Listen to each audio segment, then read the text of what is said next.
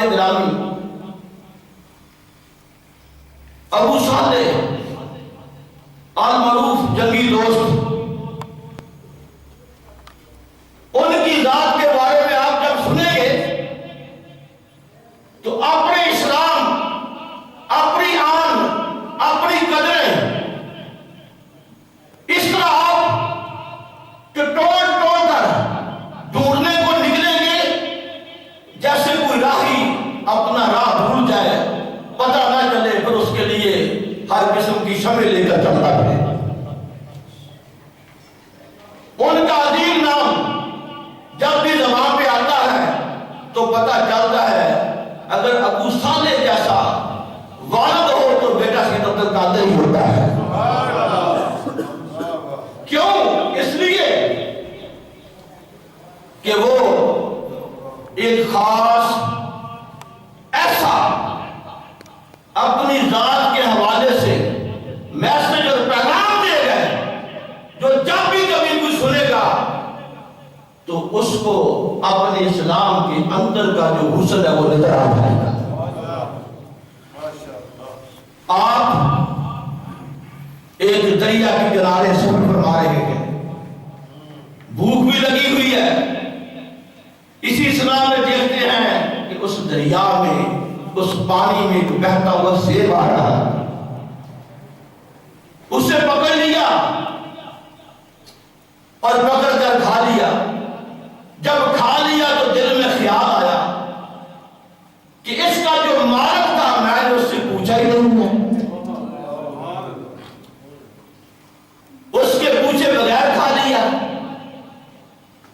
اگر ہم اسی چیز کو دیکھیں تو آج ہم میں وہ اسلام والے رعنائی اور وہ خوبی کہاں ہے؟ بڑا ٹوڑ ٹوڑ کر میں دیکھے نظر نہیں آتی۔ آج حالت ایسی ہے کہ 92 ارب روپیہ غریبوں کا کھا کر ہضم کر جاتے ہیں اور پھر چھوٹی سطح سے اوپر کی سطح مل جاتی ہے۔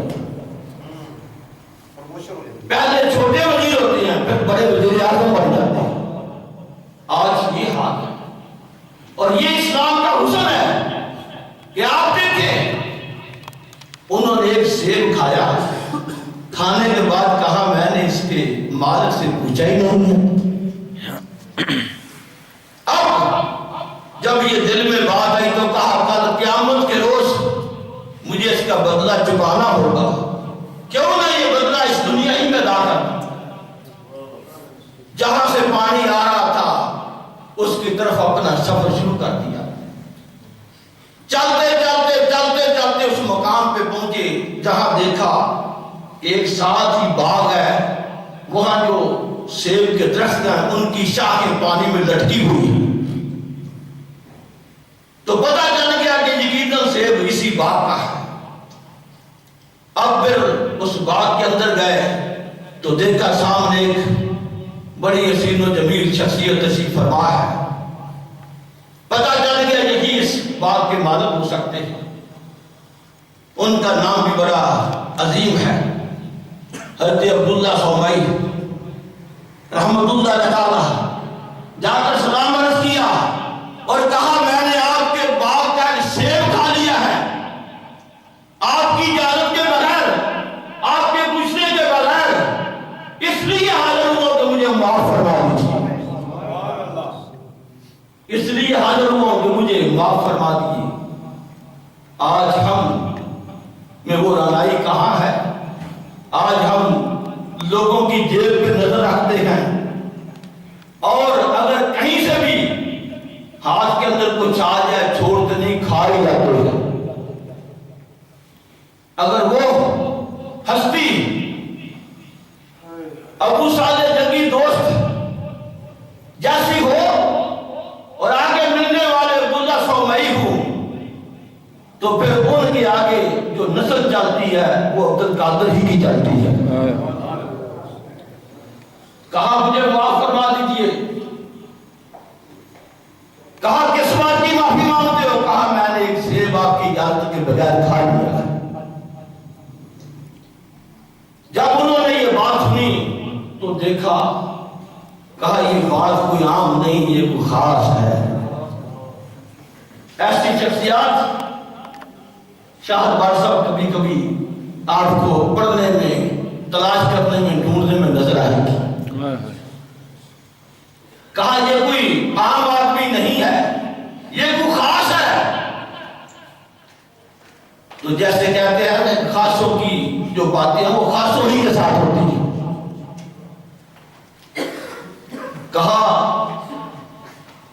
اس کی معافی کے لیے تمہیں اس عوض میں کچھ اپنا وقت بھی گزارنا ہوگا، اور جو میں نے آپ کو کہنا ہوگا وہ ماننا بھی ہوگا، کیونکہ وقت نہیں مختصر کر کے میں اختتام کی طرف آتا ہوں۔ کہا آپ جو میں کہوں گا وہ مان لیں گے؟ کہا ہاں مان لوں گا، معافی لینی ہے بس، آپ مجھے معاف فرما دیجیے۔ ہم میں سے کتنے ایسے ہیں جو لوگوں کا مال کھا کر اس کے پاس کبھی معافی کے لیے گئے ہیں؟ ہم غوث اعظم کی یاد بھی کھلاتے ہیں اور کھاتے بھی ہیں، نعرے لگاتے ہیں، بڑی بڑکے لگاتے ہیں، خاتم بھی مانتے ہیں، کبھی خاتم اللہ بھی بن جاتے ہیں، لیکن اندر وہ چیز موجود نہیں ہوتی۔ یہ حسن، یہ محبت، یہ شوق، یہ ذوق، یہ عزتیں کھانے سے نہیں ملتی، اپنے اندر کو جوڑنے سے ملتی ہے۔ اپنے اندر کو جب بندہ دیکھتا ہے تو پھر پتا چلتا ہے کہ میں کہاں کھڑا ہوں۔ انہوں نے کہا یہ بات کوئی عام نہیں ہے جو ایک سیب معاف کرانے کے لیے ہر وہ کام کرنے کے لیے تیار ہے۔ تو کہا پھر میری ایک شرط ہے، اور وہ یہ ہے کہ میری ایک بیٹی ہے جو اپاہج ہے، چل پھر نہیں سکتی، آنکھوں سے نبینی ہے، دیکھ نہیں سکتی، زبان سے گونگی ہے، بات نہیں کر سکتی، اس کے ساتھ تمہیں شادی کرنا ہوگی، پھر تمہارا یہ گناہ، تمہاری یہ غلطی جو تم نے کی ہے وہ معاف ہو جائے گی۔ کچھ توقف کیا، کہا یہ بڑا کٹھن مرحلہ ہے، لیکن جب سوچا تو کہا اس زندگی میں یہ سودا آسان ہے، اگلی زندگی میں مشکل ہو جائے۔ مان لیا، کہا ٹھیک ہے جیسے آپ فرماتے ہیں ایسے کر دوں گا۔ پھر کیا تھا؟ نکاح ہوا۔ کس کا ہوا؟ اس عظیم ہستی کی بیٹی کا جو اللہ کی بارگاہ میں راتوں کو رو رو کر گزارتی تھی۔ کس کے ساتھ ہوا؟ جو ایک سیب کھا لے تو اس کی باقی کے لیے اس کے در پہ چلا جائے۔ جب نکاح ہوا، کہا یہ آپ کا کمرہ ہے، آپ کی بیوی کا ہے، آپ اس کے پاس چلے جائیں۔ تو وہ جب گئے، رات کا سماں تھا، دروازہ کھولا، اندر گیا تو کیا دیکھتے ہیں؟ وہاں تو روشنی ہی روشنی تھی، وہاں تو اس جو دوشیزہ تھی اس کے حسن کا نور بکھرا ہوا تھا، خوبصورت تھی۔ کہا میں نہیں غلط آ گیا ہوں، یہ وہ کمرہ نہیں ہے۔ پیچھے پلٹے، رات گزر گئی، صبح جا کر جب اپنے اسی سسر کے ساتھ بات کی اور کہا کہ وہ جو آپ نے بتایا تھا وہاں میں گیا ہوں، وہاں تو وہ اپاہج اور یہ سارے سسٹرز میں نہیں تھے، وہاں تو وہ نہیں تھی۔ تو پھر ان سے جب معلوم کیا تو انہوں نے کہا اصل بات اور ہے، وہ یہ ہے کہ میں نے کہا اس لیے کہا تھا کہ آج تک وہ چل کر کسی غیر اور غیر شرعی طرف گئی نہیں ہے، کسی غلط کام کی طرف چل کر نہیں گئی، اس لیے اپاہج ہے۔ گونگی اس لیے ہے کہ اس کی زبان سے کبھی غلط جملہ، کبھی غلط کلمہ نہیں نکلا ہے، اور آنکھوں سے نبینی اس لیے ہے اس نے کبھی آج تک کسی غیر محرم کو دیکھا نہیں ہے۔ حقیقت یہ تھی جو میں نے تجھے بتائی تھی۔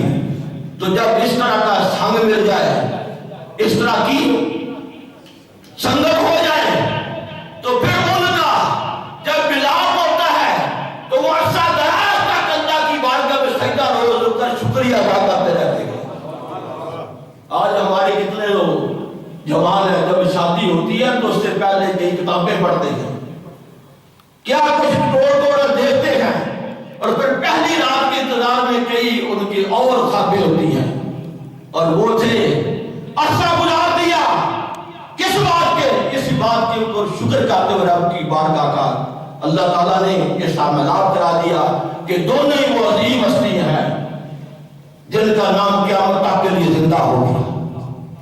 عرصہ گزرنے کے بعد جب ان کے ہاں اللہ پاک نے اپنے پیارے ایک ولی کامل کے ظہور کا اعلان کرنا تھا، جب یہ تشریف لانے والی ہستی آنے والی تھی، ایران کا وہ خطہ جسے گیلان کہا جاتا ہے، اس میں جب یہ آنے والے تھے تو پھر ان پہ تبدیل ہو رہی تھی، اور پھر جب سیدنا غوث اعظم جیلانی الحسنی والحسینی کا میلاد ہو رہا تھا، اور میلاد کے بعد جو دو بچائیاں جو رائیاں جو ان کی لہن کے اس خطے میں پڑی تو آج تک لوگ دیکھ رہے ہیں۔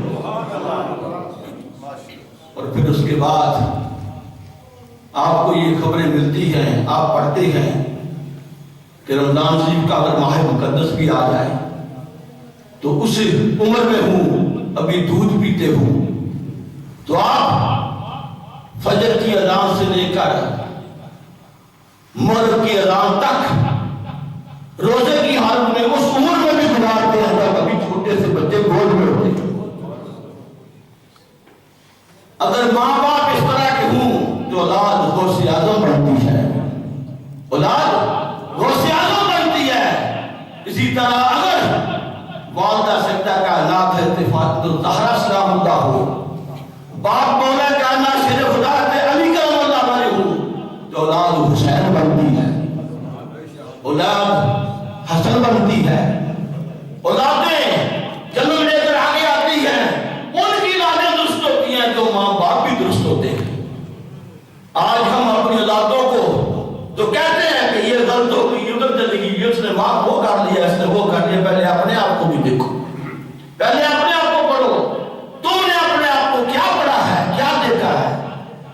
تو بہرحال بات کرتے کرتے تھوڑی سی لمبی ہو گئی، مختصر یہی ہے کہ پھر اس دور میں ضرورت تھی ایک ولی کامل کی، یہ بجھتے ہوئے چراغ پھر سے روشن کرنے تھے، اس میں وہ رانائیاں لانی تھی، اور پھر وہی جو سورج گیلان سے طلوع ہوا تھا اس نے بغداد کے اندر ڈیرا لگا کر یہ جو سلسلہ تھا اس کو آگے بڑھایا، اور یہ ویسے نہیں ہوا، بہت سی شخصیات سے تعلیم حاصل کی، علم حاصل کیا، اور پھر ایک ایسی ہستی جن کا نام عبداللہ مظلومی رحمۃ اللہ علیہ، ان کی ہاتھوں میں ہاتھ دے کر بیعت کی تھی، اور اس بیعت کے سلسلے کو آگے تک بڑھایا۔ اسی لیے یہ جو سلسلہ ہے، بیعت ہے، سلسلہ طریقت ہے، یہ جاری و ساری بھی ہے، اور جس میں داخل ہو جاتا ہے اسے عمل مل جاتا ہے، اسے عمل مل جاتا ہے، لیکن ہو اسی حسن والا، ہو اسی محبت والا۔